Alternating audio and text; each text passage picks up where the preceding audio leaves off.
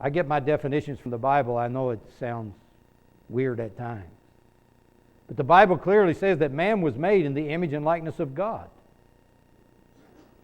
Without that image, without that likeness, you have somebody there, but he's not a man.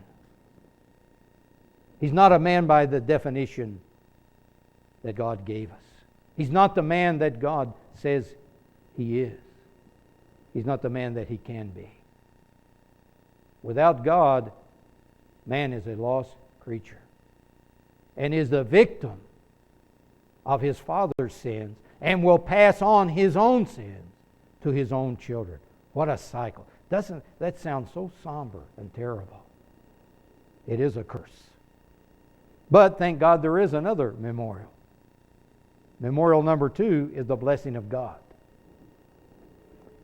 More than anything else I can think of at this moment, what makes us more like God than any other thing is we have the power to choose who we will be, to choose our own destiny, to choose how we will live, to make choices. The blessing is to 1,000 generations for loving God and keeping His commandments. That's quite a while. You know, Brian really emphasizes the literal truth of the Bible.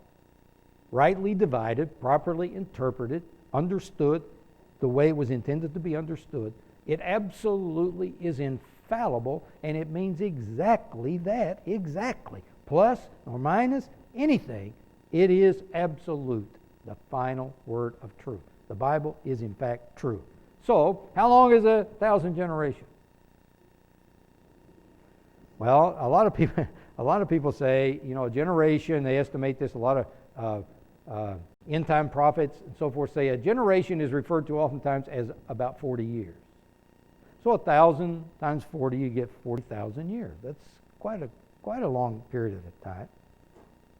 But then again, the word also says, a day with the Lord is as 1,000 years, and 1,000 years is a day. So now you have, starting to get some zeros now. Now you have 365,000 times 40 equals 14,600,000 years. Oh, let's just say eternity. What the heck? It's forever. It never stops. That's what it's saying. When Jesus told Peter to forgive his enemies or forgive those who offended him 70 times 7, he wasn't saying 490 times. The legalists